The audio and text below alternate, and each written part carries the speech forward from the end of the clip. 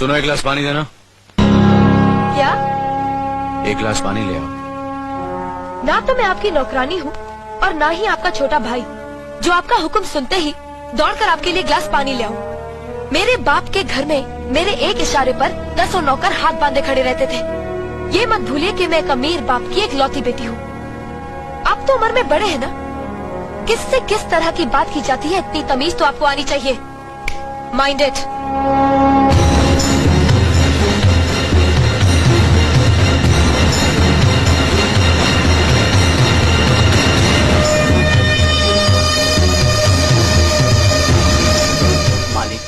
छोटी बहू की बात का बुरा मत मानना, नादान है, बच्ची है।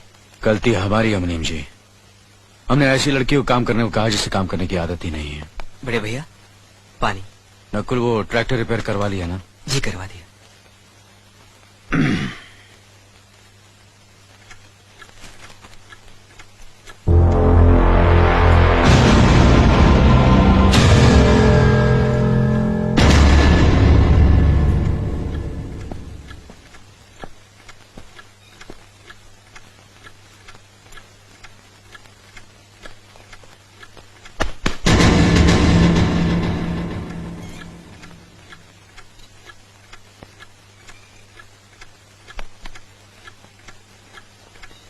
इसे मैं फेंक देता हूँ बड़े भैया, आप चाहिए। मुनीम जी, जो राम प्रसाद की बेटी की शादी के लिए जेवर देने के लिए कहा था, भिजवा दिया? जी हाँ मालिक। शहर में रहकर यही बदतमीजी और ओछी हरकतें सीखी आपने? अपने से बड़ों का लिहाज करना नहीं आता आपको? किससे कह रहे हो तुम? आपसे कह रहा हूँ। औरत पैदा हुई है तो औरत की तरह रहना सीखे। मीना, नकुल, तुम अंदर जाओ।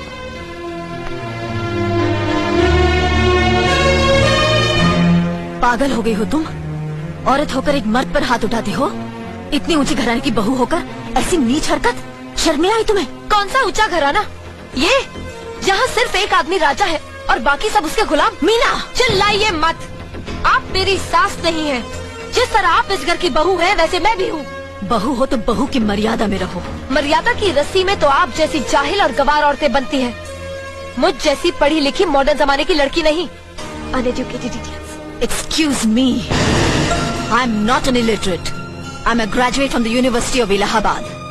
I am aware of the modernization of women, but I have not forgotten my culture, my customs, my traditions and my values. And most of all, I'll never ever forget that I'm an Indian woman. Modern जमाने की औरत भी औरत ही होती है। उसे भी मर्द ही ब्याह कर ले जाता है, मर्द को ब्याह कर वो नहीं ले जाती। जमाने ख्याल और लिबास बदल देते हैं, औरत की शरीर की बनावट नहीं। लोग तुम्हारे ख्याल की लड़कियों को लज्जत का सामान भले ही समझते हो, इज्जत के काबिल कोई नहीं समझता। इज्जत आज भी उन्हीं औरतों की होती है जिनकी आंखों में हया हो, लाज हो, शर्म हो। हम नहीं कहते कि तुम बंदिशों में रहो, लेकिन अपने दायरे की सीमा को मत भूलो। लड़की जब अपने माँ बाप के घर होती है, तब उसके कांधों पर अपने ही घर की इज्जत का बोझ होता है। लेकिन जब वो बहू बनकर ससुराल जाती है, तब उसके कांधों पर एक नहीं 2 परिवारों की इज्जत का बोझ होता है। आज जिस तरह तुमने नकुल को तमाचा मारा है, अगर उसी तरह उसका भी हाथ उठ जाता तो तुम्हारी क्या इज्जत रह जाती? कभी सोचा तुमने? क्या बात है मीना?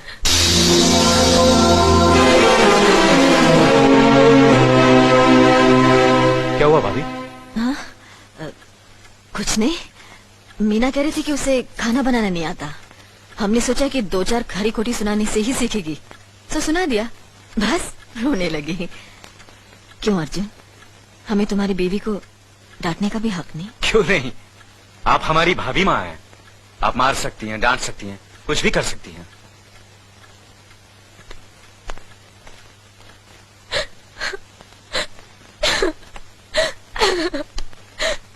मैंने भूल की जो मैं इन लोगों के बीच आ गई। मेरी तो इस घर में कोई इज्जत ही नहीं है। जब देखो तो सब मेरी इंसल्ट करते रहते हैं। मैं कब से रो रही हूँ, तुम पूछ भी नहीं रहे हो कि मैं क्यों रो रही हूँ। बेकार हो रही है तो कौन पूछेगा? अच्छा, तो मैं तुम्हारे लिए और इस घर के लिए बेकार हो गई हूँ। अरे बेकार तो तुम हो गए अपने परिवार के बीच में रहकर। मैं कब से बोले जा रही हूँ और तुम हो के सुन ही नहीं रहे हो। इंसान की चीख सुनकर लोग शुभ अशुभ का विचार करते हैं, लेकिन जब मेंढकी को जुकाम होता है उसकी चीख की कोई परवाह नहीं करता। ये मत भूलो कि जब मेंढकी चिल्लाती है तो आंधी और तूफान आते हैं। आंधी और तूफान आएंगे तो उसका नतीजा तुम्हें ही भुगतना पड़ेगा।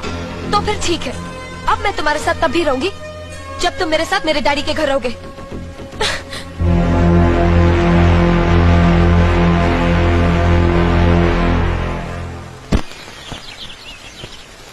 हमारी मीना बहुत प्यारी बच्ची है, लेकिन उसमें अभी भी बचपना है।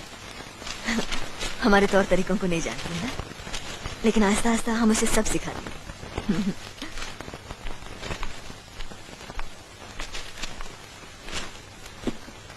बड़े भैया, ये अपने घर जाना चाहती है। जाना भी चाहिए, 4-5 महीने हो गए, मायके की याद भी आती होगी इसे। और अर्जुन, तुम्हारे ससुर जी तुम्हें कई बार बुला चुके हैं, तुम भी कुछ दिनों के लिए हो आओ, तुम्हारा मन भी बहल जाएगा। अगर ये वापस लौटने के लिए जा रही होती तो मैं जरूर जाता, मगर ये तो हमेशा के लिए इस घर से जा रही है। कैसी बातें कर रहे हो? अगर तुम दोनों के ख्यालात एक दूसरे से नहीं मिलते तो इस मामले को घर की 4 दीवारी में बैठकर आपस में सुलझा लेना चाहिए। बहू शहर की पढ़ी लिखी लड़की है, उसे गांव की रीति रिवाज के बारे में क्या मालूम? ये तो तुम्हारा फर्ज बनता अर्जुन कि तुम उसे हमारे तौर तरीके सिखाओ। सिखाने से कोई फायदा नहीं बड़े भैया, ये खुद को इस माहौल में डालना ही नहीं चाहती, इसलिए भेज रहा हूं। अच्छा, तो तुमने फैसला भी कर डाला? बड़े भैया, बात यह है कि मैंने मीना को, तुम बहुत समझदार भी हो गए हो ना, तो फिर तुम्हें इतना तो समझ लेना चाहिए, अगर बहू अपने आप को बदल नहीं पा रही है तो तुम बहू के मुताबिक बदल जाओ। आखिर वो तुम्हारी पत्नी है, उसका साथ देना तुम्हारा धर्म है। तुम्हारे भरोसे ही तो उसने अपनी सारी जिंदगी सौंप दी तुम्हें। अर्जुन, मेरे दर्द पर तुम तड़प उठोगे, तुम्हें तकलीफ होगी तो मैं रो दूंगा, क्योंकि हम दोनों एक ही मां की संतान हैं, खून का रिश्ता है हमारा। मगर पत्नी का नाता उससे कहीं ज्यादा गहरा होता है, क्योंकि वो पराये घर से आकर अपनों से कहीं ज्यादा अपनी हो जाती है, परछाई बन जाती है हमारी। पति शरीर है तो पत्नी उसकी आत्मा है। पत्नी ही पति के जीवन को सही अर्थ देती है, उसे कामयाब बनाती। पत्नी के बगैर पति बेजान और बेमाने हो जाते। अगर आज तुम अपनी पत्नी को हमेशा के लिए उसके मायके छोड़ाओगे तो यह गांव, यह समाज क्या कहेगा हमारे बारे में? जरा सोचो अर्जुन, न्याय के सिंहासन पर बैठकर जो लोगों के अच्छे बुरे का फैसला करता है, अगर उसी के घर में नाइंसाफी होगी तो लोग हंसेंगे हम पर, किसी को मुंह दिखाने के काबिल नहीं रहेंगे हम। बड़े भैया, मुझसे भूल हो गई, मुझे माफ कर दीजिए। मुनीम जी। जी मालिक। जायदाद के दस्तावेज लाइए। जी अभी लाया। बहू, पति ही पत्नी की असली शक्ति होती है। हमारे पुरखों ने कुल धर्म पत्नी के बारे में कहा है, जो पति के काम में उसकी मददगार हो, उसे अच्छी सलाह दे, जो दासी की तरह उसकी सेवा करे, मां की तरह उसे खिलाए पिलाए, लक्ष्मी का रूप हो और धरती की तरह उसमें सहन शक्ति हो, वही आदर्श पत्नी होती है। औरत की सोच मर्द का मुकद्दर बनाती है। वो जब बनाने पर आती है तो कुटिया को महल कर देती है, और जब बिगाड़ने पर उतरती है तो महल को मिट्टी का ढेर बना देती है। मालिक, ये जायदाद के दस्तावेज है। हमारी जमीन जायदाद कहां कहां है और कितनी है, उसका हिसाब किताब ना बाबूजी को मालूम था, ना हम तीनों भाइयों को मालूम है। बहू, तुम पढ़ी लिखी हो, आज से इसका हिसाब किताब तुम देखोगी। लक्ष्मी जी। अपनी चाबियों का गुच्छा और ये कागजात बहू को दे दो।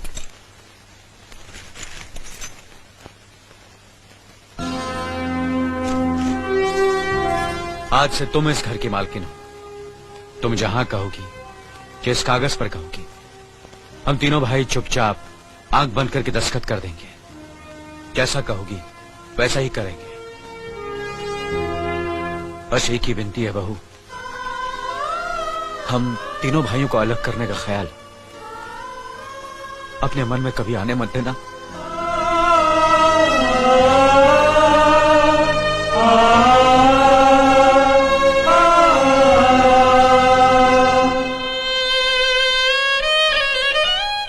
बहुत अच्छा किया तुमने बहू, बहुत अच्छा किया। इनकी आंखों में आंसू देखने की हमने सपने में भी उम्मीद नहीं की थी। लेकिन तुमने हमें दिखा दिया। बहुत अच्छा किया तुमने, बहुत अच्छा किया।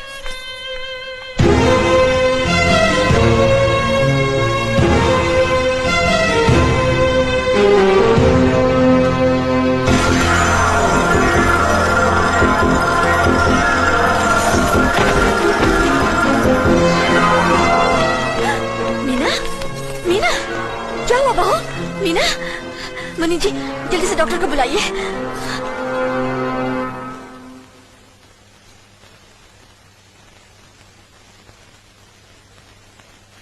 घबराने की कोई बात नहीं, ये माँ बनने वाली है।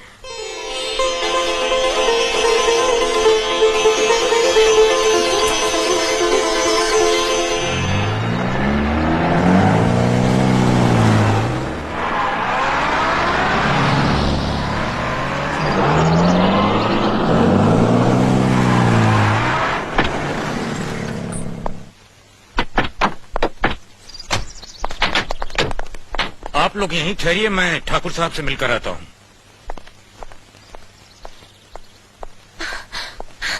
डैडी, डैडी, कैसी हो बेटी? What a pleasant surprise. आने की खबर भी नहीं की।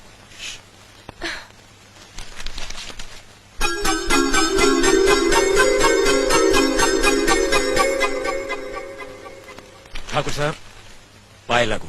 समझी जी, आप अचानक यहाँ कैसे? तशरीफ रखिए, बैठिए ना। आपके बराबर बैठने की मैंने कभी गुस्ताखी नहीं की, तो आज कैसे करूंगा? बहुत दिनों बाद हम लोग मिल रहे हैं। कहिए, आपका कारोबार कैसा चल रहा है? आपकी कृपा और आशीर्वाद से ठीक ही चल रहा है। दिल्ली में इंडस्ट्रीज मिनिस्टर के साथ कब की अपॉइंटमेंट ली है? कल सुबह 11 बजे सर। इनकम टैक्स केस का? वकील ने कहा है कि 15 तारीख की हियरिंग में मामला क्लियर हो जाएगा। आज एक्सपोर्ट का माल जापान के लिए जहाज से रवाना हो जाएगा ना? जी हाँ सर। नमस्ते ठाकुर साहब। नमस्ते नमस्ते नमस्ते। अरे दीनानाथ जी, आप लोगों ने यहाँ आने की तकलीफ क्यों की? मैं आपकी संस्था के लिए गवर्नर साहब से बात कर चुका हूँ, आपका काम हो जाएगा। धन्यवाद, बहुत बहुत। अरे गोपीनाथ जी, होम मिनिस्टर ने वादा किया कि आपके भाई का ट्रांसफर जल्दी ही हो जाएगा। Thank you sir. Daddy, good morning daddy. Good morning my child. आप कहीं जा रहे हैं क्या? हाँ बेटी, एक जरूरी काम से दिल्ली जा रहा हूँ, अपना ख्याल रखना। ओके। Okay, bye. पास में ही फैक्ट्री के लिए जमीन देखने आया था, सोचा आपके दर्शन करता चलूं।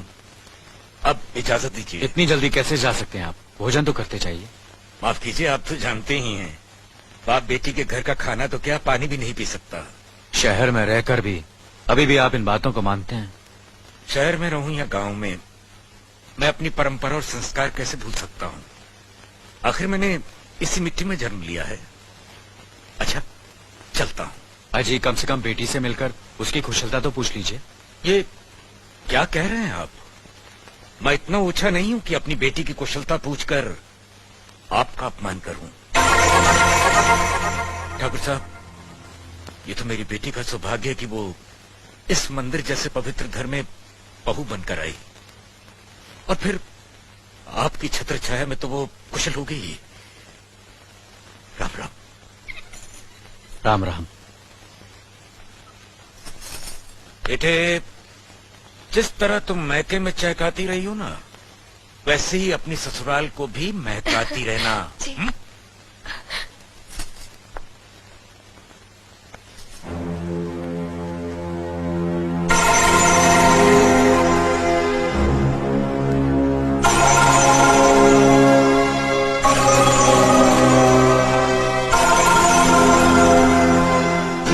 आप तो उम्र में बड़े हैं ना, किससे किस तरह की बात की जाती है, इतनी तमीज तो आपको आनी चाहिए। Minded, minded, minded, minded, minded.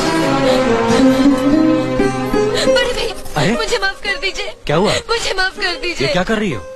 अपने पापों का प्रायश्चित कर रही हूँ। मैंने आप जैसे देवता का अपमान किया है, आपका दिल दुखा है, मुझे माफ कर दीजिए बड़े भैया, मुझे माफ कर दीजिए।